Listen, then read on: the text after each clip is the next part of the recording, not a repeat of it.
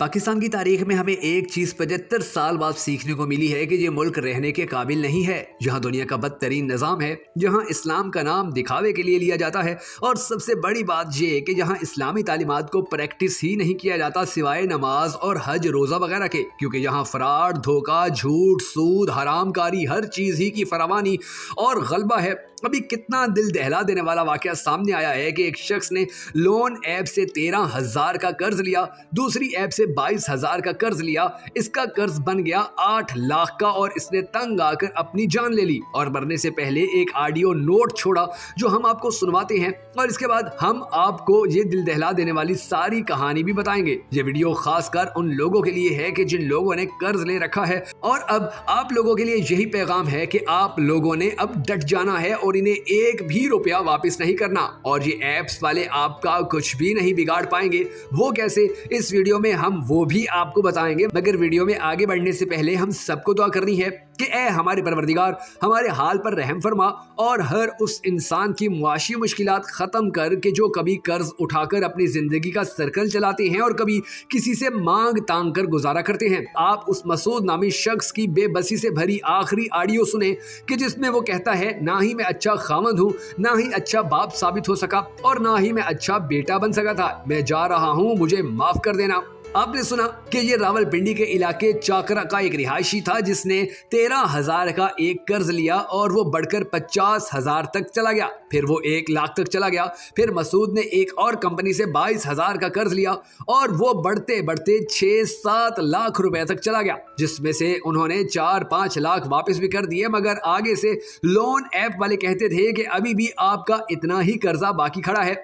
अच्छा, अब ये लोन ऐप वाले करते क्या हैं? दाढ़ियां रख के बड़े इस्लामी और पढ़े लिखे बनकर सोशल मीडिया पर आते हैं और कहते हैं हम तो 1 लाख रुपया कर्ज लेकर ऊपर से 6,000 सूद देकर अपनी जिंदगी आसान बना चुके हैं, आप भी फौरन कर्ज ले लें। अब जब आप इनकी बातें सुनकर ऐप डाउनलोड करते हैं तो वो ऐप आपसे परमिशन मांगती है कि आप इसको अपने मोबाइल के तमाम डाटा पर एक्सेस दे दें, चाहे वो आपके मोबाइल की गैलरी हो या कॉन्टैक्ट नंबर हो या कुछ और हो। जो लोग कर्ज लेते हैं और वापस नहीं कर पाते तो उनको ये धमकियां देते हैं कि तुम जेल में सड़ोगे, तुम्हारी बीवी और बेटियों की तस्वीरें हम तुम्हारे इर्द गिर्द के इलाकों में वायरल कर देंगे और तुम्हारे सारे जानने वालों को फोन कर कर के बताएंगे कि तुमने हमसे कर्ज लिया और वापस नहीं कर रहे। इस तरह तुम्हारी इज्जत भी जाती रहेगी। अब जो शरीफ बंदा बेचारा जिसको किसी ने 13,000 का कर्ज नहीं दिया, ये लोग उसे डराते धमकाते हैं, इज्जत खराब करने की बातें करते हैं, फिर ऊपर से रोजाना सूद बढ़ता चला जाता है और लाखों में पहुंच जाता है। अब अगर आप लोगों ने इन ऐप से कर्ज लिया हुआ है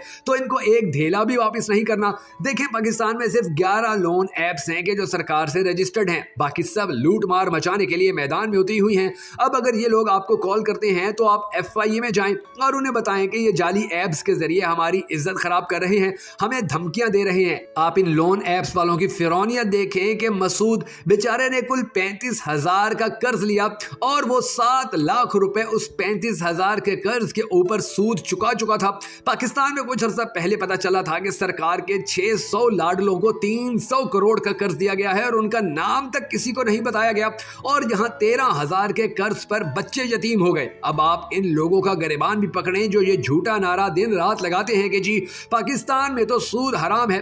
कहां से हराम है? हर गली मोहल्ले में सूद है, हर मोबाइल में सूद चल रहा है। ये चूरन बेचना अब बंद करें। पाकिस्तान में 2 करोड़ से ज्यादा लोग तो रोजाना शराब पीते हैं, 6 करोड़ से ज्यादा लोग मंशियात का इस्तेमाल करते हैं, 50 लाख से ज्यादा लोगों की रोजी रोटी सूद के पैसे से जुड़ी है। यहाँ कहाँ है इस्लाम? किसने कहा कि ये इस्लामी मुल्क है? हर तरह की बदकारी, हरामकारी यहाँ जारी है। अच्छा, मजीद हैरत की बात यह है कि ये ऐप्स वाले धमकियां देते हैं कि हम आपको पुलिस से उठवाकर गायब कर देंगे। आप अगर इनका एक नंबर ब्लॉक करेंगे तो ये दूसरे नंबर से कॉल कर देंगे।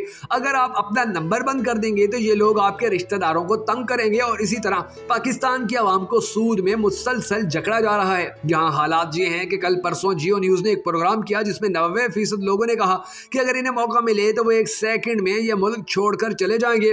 ऊपर से हमारे स्टेट बैंक की कारकर्दगी देखें कि वो कहता है कि हमने सिर्फ 11 ऐप्स को रजिस्टर किया, तो ये जो बाकी सैकड़ों ऐप्स चल रही हैं इन्हें बंद करवाने की जिम्मेदारी किस पर है? आज तक कितनी कार्रवाइयां की गई इनके खिलाफ? पूरी दुनिया में साइबर पर काम किया जा रहा है और यहाँ के हालात देखें कि क्या कुछ हो रहा है। इससे अच्छा तो मिडल ईस्ट है, कम से कम जहाँ इंसानों के साथ साथ जानवरों के भी हकूक हैं।